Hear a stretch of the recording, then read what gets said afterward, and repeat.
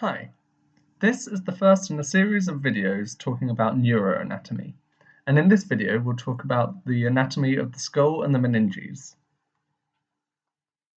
We're going to start by looking at the anatomy of the skull, and to do that we're going to use a program called Biodigital Human. So this is the skull, and Biodigital Human allows you to visualize parts of the human anatomy by giving you a 3D model. And I've taken away all of the skin, muscles, nerves, and other tissues to just leave the bones of the skull. So in the skull we have the mandible forming the lower part of the jaw and the maxilla forming the upper part of the jaw. And we can then remove these and look more closely at the other bones. So we also have 4 bones which are named the same as the 4 main lobes of our brain. So these are fairly easy to remember. These are our frontal bone, our parietal bone, our temporal bone, and our occipital bone. On the side of the head we also have the zygomatic bone, and the zygomatic bone connects to our frontal bone, our temporal bone, and forms part of our orbit which holds our eye. It then also connects to the maxilla. If we now remove the frontal bone, we can then move our view and have a look inside the skull. And this allows us to more accurately view some of the other bones. So at the front of our nasal cavity, we have the nasal bone. And forming part of the roof, we have the ethmoid bone. And this forms the roof of the ethmoid bone, as well as forming the superior and middle concha within the nasal cavity. At the posterior part of the nasal cavity, we have our sphenoid bone, which also extends and has these large wings. If we now move our view once more and look from below, you're able to see the palatine bone, which forms part of the palate, the hard palate this is. We have the lacrimal bone, and the lacrimal bone forms part of the orbit and connects it to the nasal cavity, and this is where our nasolacrimal duct will run through. We also have our inferior nasal concha, as the inferior concha is a bone of its own, as opposed to the superior and middle, which are part of the ethmoid bone. And we have the vomer, which forms part of our nasal septum. So these are the bones that are present within the skull. There are also some other key landmarks in the skull, and to view these, I'll put the frontal bone back in place and move my view so that I'm looking at the skull from above. I'll zoom out slightly. So we have these sutures. This is our coronal suture, and this running backwards is our sagittal suture. You can think of this as the planes in which you view the body, and you can sometimes remember that this is the coronal suture as it sits across the head like a crown.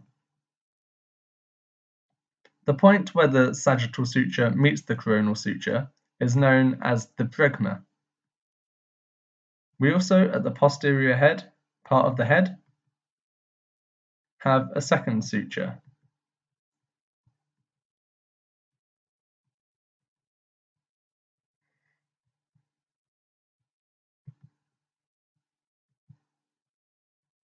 Sorry, this is normally easier to use than this. There we go. And the point where these meet is called the lambda. And the bregma and the lambda are the points where the sutures meet, which means that in the neonatal skull, these are the points where we have the fontanelles, which are the soft open areas, as this allows the brain to continue to grow, and then these sutures fuse once the brain has finished growing. So this is the anterior fontanelle at the bregma and the posterior fontanelle at the lambda. On the side of the head, we also have the point where the frontal bone, the sphenoid bone, the parietal bone, and the temporal bone meet, and that's this area just here. And this is called the pterion. This is important because running just inside this point is the middle meningeal artery. And this is at risk if you get trauma to this part of the skull. This means that this artery is likely to rupture and then bleed, and this will lead to an epidural or extradural bleed, which I'll go into later. In the skull, we also have multiple foramina, which allow the cranial nerves to enter and exit the skull, and I'll go into more detail on the cranial nerves in a later video. To start off with though, we have the cribriform plate here, which allows cranial nerve 1 to pass through it, and this gives us our sense of smell, as this is at the superior part of our nasal cavity. We next have the optic canal for cranial nerve 2, which is our optic nerve, and this runs through to our orbits. And we also have our superior orbital fissure, which contains cranial nerves 3, 4, 6, and 5A. And these again run into the orbit. Next to this, we have the foramen rotundum, and this has cranial nerve 5B, and it's named rotundum as it's a round hole. And then we have this oval hole, therefore called the foramen ovale, and that contains cranial nerve 5C. Next to the foramen ovale, we have the foramen spinosum, which contains our middle meningeal artery, which, as we've said earlier, runs up towards the side of the skull at the point of the pterion. We next have the carotid canal and our foramen lacerum. So the internal carotid artery enters the skull at the base through the carotid canal, and then runs through within the skull, and then exits at the top of the foramen lacerum. Then we have, in the petrous part of the temporal bone, the internal acoustic meatus carrying cranial nerve 7 and cranial nerve 8. And we'll go into more detail later about the path that these cranial nerves take through. We also have the jugular foramen, which contains cranial nerves 9, 10, and 11, and then our hypoglossal canal, which contains cranial nerve 12, or our hypoglossal nerve. This large area here is called the foramen magnum, and this contains our spinal cord, as well as being the point that cranial nerve 11, our accessory nerve, enters the skull, as it enters through here and then exits through our jugular foramen. So then within our skull, we have these meninges, and the meninges are the layers that surround and help to protect the brain. On the outside, we have the dura mater, then we have the arachnoid mater, and on the inside, closely adhered to the brain, we have the pia mater. The dura is so called because it's thick and durable. The arachnoid has these spider-like protrusions, and then the pia, well, pia means tender, and it's a very thin layer, very closely adhered to the brain tissue. So the dura mater can be split into two layers. We have the periosteal dura, where peri means around and osteum is bone, so it's the dura that's closely adhered to the bone. We then have the meningeal dura, which sits closer to the other meninges. Between these two layers, we have areas where they move apart from each other, although they're usually very closely adhered. And these gaps between these two layers form our venous sinuses, which allows blood to be drained away from the brain. The main reflections of the dura are called the falx cerebri, which runs along this sagittal plane, and this helps to protect the two hemispheres from colliding during rotation of the head. We have the tentorium cerebelli, which sits in an axial plane and prevents the cerebellum from being crushed by the rest of the brain when you flex your neck forwards. And you also have the diaphragma cellae, which protects the pituitary gland, which sits in the saddle or sella turcica within this part of the skull. So we have a number of venous sinuses that are therefore formed. And the main way to remember how these work is that the blood is drained to the back of the skull and then around and then down into the internal jugular veins. So we have our superior sagittal sinus, which runs at the superior part of the falx cerebri, and it runs posteriorly, and our inferior sagittal sinus, which does the same thing but on the inferior part of the falx cerebri. We then have the straight sinus, which connects the inferior sagittal sinus to the superior sagittal sinus at the posterior part of the skull, at a point that is called the confluence of the sinuses. We then have the transverse sinus, which runs from posteriorly to anteriorly, and this allows the blood that's been drained back to be drained now to this side part of the skull, the lateral part. And this transverse sinus takes it to what's called the sigmoid sinus because it's an S shape, which then runs in towards the jugular foramen and to the internal jugular vein, as this is also contained within the jugular foramen, and this carries the blood out into the neck. We also have a second system where our periorbital veins, so these are the veins around our face, carry blood backwards to the cavernous sinus. The cavernous sinus then has two routes which it can drain to the sigmoid sinus.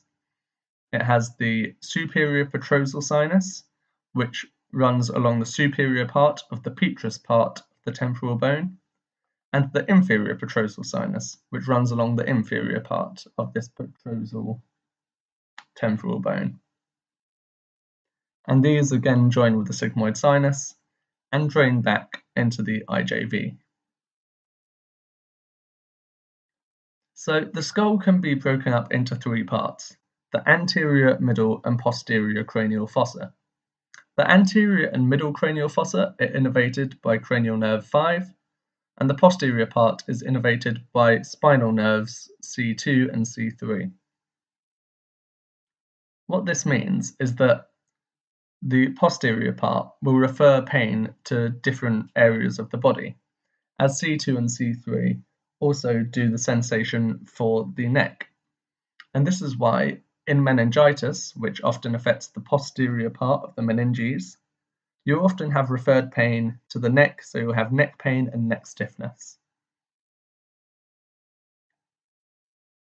So now we have epidural bleeds, and this can be between the bone and the periosteal dura, or between the periosteal and meningeal dura. And this is where you have blood from an artery, for example, the middle meningeal artery, which begins to drain into this area. And it can be seen on a CT scan as a biconvex disc. It causes a very intense head pain because it begins to strip the dura from inside the skull or pull the dura apart from each other.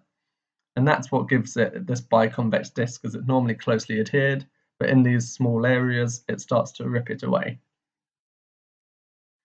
You'll also begin to have fixed dilated pupils and down and out eyes from compression of the cranial nerves as the intracranial pressure begins to rise, and you have coning, and this compresses the cranial nerves lower down. Next we have subdural bleeds, so this is bleeding into the area underneath the dura. So this is between the dura and the arachnoid mater. This is normally caused by the rupturing of bridging veins, so it's venous blood, and therefore it's at a lower pressure, so the build-up of this blood is much slower. So the symptoms come on more slowly, there's less severe pain. And this is seen on the CT scan as a crescent shape, as you can see here. They're more common in young people and old people because as the brain is small when you're young, these bridging veins have to be longer, and as you get older, your brain begins to atrophy and shrink, and so you have the same effect again of these bridging veins getting longer and more fragile. The arachnoid mater is the middle layer of our meninges, and it's adhered very closely to the dura mater, which means that it's not normally present and you only have this subdural space when you have bleeding into this space. You also, underneath your arachnoid mater, have a subarachnoid space, and this is where the CSF around the brain sits, and this is the space that you want to access when you perform a lumbar puncture, which you'd perform, for example, to check for meningitis. As this CSF sits within the meninges, it will show signs of inflammation of the meninges. A subarachnoid bleed or subarachnoid hemorrhage occurs into this subarachnoid space and is normally caused by a rupture of one of the arteries, for example, the arteries within the circle of Willis, which are the main arteries supplying the brain. And this is commonly due to an aneurysm of one of these arteries, which is then burst. And this typically presents with what's known as a thunderclap headache. So if people present with the worst ever headache that they've had, then 1 in 10 will have a subarachnoid hemorrhage. But they are still, however, fairly rare.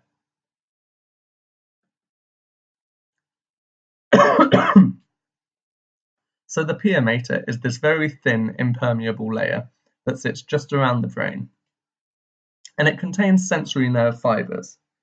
So this is the area that refers the pain when you have inflammation of the meninges in meningitis. So this has just been a quick summary of the skull and the meninges and the basic anatomy underlying them. I hope this has been helpful. Thank you for listening.